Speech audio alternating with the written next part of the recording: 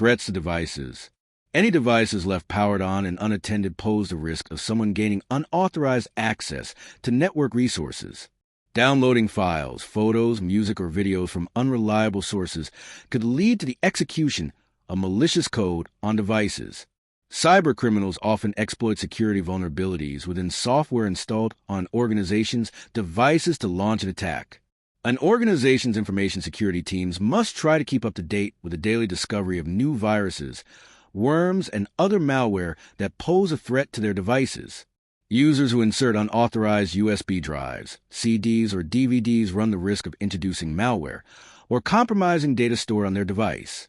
Policies are in place to protect an organization's IT infrastructure. A user can face serious consequences for purposefully violating such policies. Using outdated hardware or software makes an organization's systems and data more vulnerable to attack.